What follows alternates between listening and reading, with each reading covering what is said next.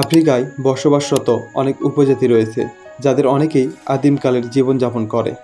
এদের অনেকেই কোনো পোশাক পরে না। ছেলে মেয়ে ছোট বড় কেউ কোনো পোশাক পরে না। তারা পোশাক পরাকে দেবতার নালত বলে মনে করে।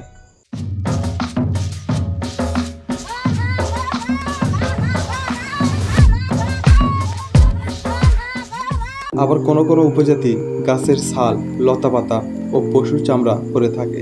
বর্তমানে অনেক উপজাতি আধুনিক সমাজের মতো পোশাক পরে না। এইসব উপজাতিদের আচার আচরণ, জীবনধারা, সংস্কৃতি আলাদা। এইসব উপজাতির মধ্যে অনেকেই দলবদ্ধভাবে বসবাস করে। আবার কোনো কোনো উপজাতি যাযাবর।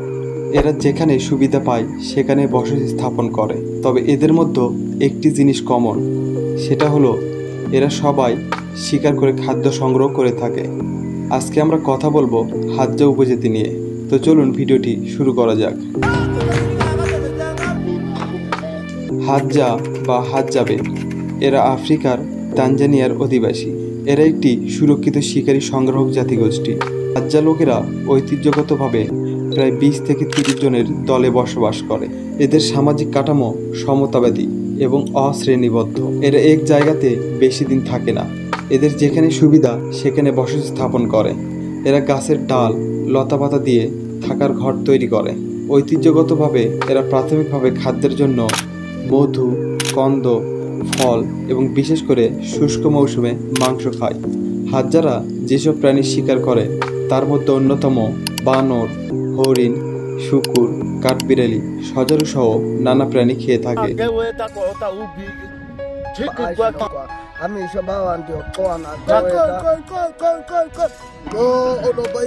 মূল কথা হলো, যেদিন যে প্রাণী পাবে সেদিন সেই প্রাণী তাদের খাবার। এইসব প্রাণী রান্না করে নয়, বরং পুড়িয়ে খায়। কিছু জিনিস রান্না করে খায়, তার মধ্যে পশুর নাড়ি ভুঁড়ির স্যুপ, বানরের স্যুপ অন্যতম। এইসব প্রাণী তারা তীরের মাধ্যমে শিকার করে। তারা শিকারে যাওয়ার আগে এক ধরনের বিশেষ গাঁজা সেবন করে।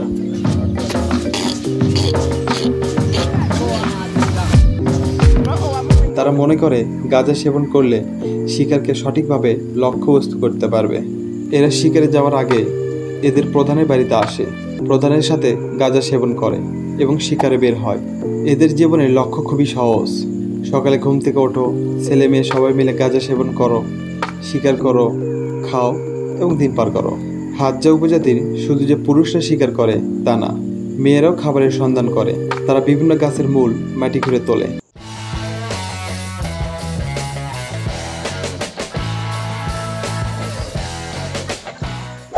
প্রাক ঐতিহাসিকগণের মতে হাজ্জারা এই উপমহাদেশে প্রায় 50,000 বছর ধরে বসবাস করে। এরা তীরের মাধ্যমে শিকার করে। শিকার করা প্রাণীর চামড়া বিভিন্ন কাজে ব্যবহার করে, যেমন ছদ্মবেশ ধরতে, শীতের রাতে কম্বল হিসেবে ব্যবহার করতে।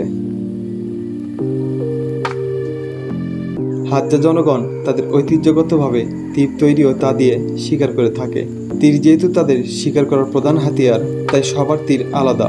যে যার তীর তৈরি ও নির্দিষ্ট ডিজাইন করে থাকে। যে তীরগুলো বাঁকা তা আগুন দিয়ে সেকে সোজা করে নেয়, আর দাঁত দিয়ে নির্দিষ্ট ডিজাইন করে থাকে, যাতে করে বোঝা যায় কার তীরটি শিকারের গুরুত্বপূর্ণ অংশে আঘাত করেছে। মৌমাছি গাছের ফাটলের মধ্যে বাসা বাঁধে, তাই কুড়াল দিয়ে গাছ কেটে মধু সংগ্রহ করে। সেহেতু বাড়ি থেকে বের হওয়ার আগে পাথরের কুড়াল ধার দিয়ে নেয়। এরা যেহেতু তীর ধনুকের মাধ্যমে শিকার করে, তাই শিকারে যাওয়ার আগে নিশানা লাগানোর প্র্যাকটিস করে।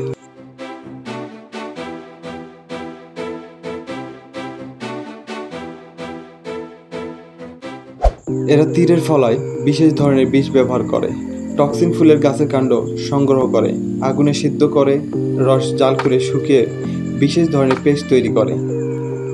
তাতে ছাই ও পানি মিশিয়ে তীরের ফলায় মরণঘাতী বিষ তৈরি করে।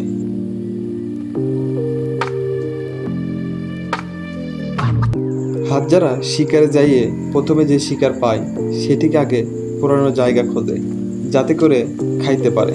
খাওয়া শেষে বাকি অংশ পরিবার ও গোত্রের লোকদের জন্য নিয়ে আসে। এরা পুকুর ডোবার নোংরা পানি পান করে। গ্রীষ্মকালে পানি শুকিয়ে গেলে এরা পানি পানির জন্য নিচু জমিতে গিয়ে মাটি খুঁড়ে পানি বের করে, পান করে ও সংরক্ষণ করে। 2015 সালের হিসাব অনুযায়ী তানজানিয়ায় 1200 থেকে 1300 হাজ্জা লোক বসবাস করে। এই উপজাতিতে বিশেষ এক ধরনের উৎসব হয়, সেখানে সুন্দর পোশাক পরে নির্দিষ্ট গানের সাথে নৃত্য করে। ধন্যবাদ সবাইকে ভিডিওটি সম্পূর্ণ দেখার জন্য।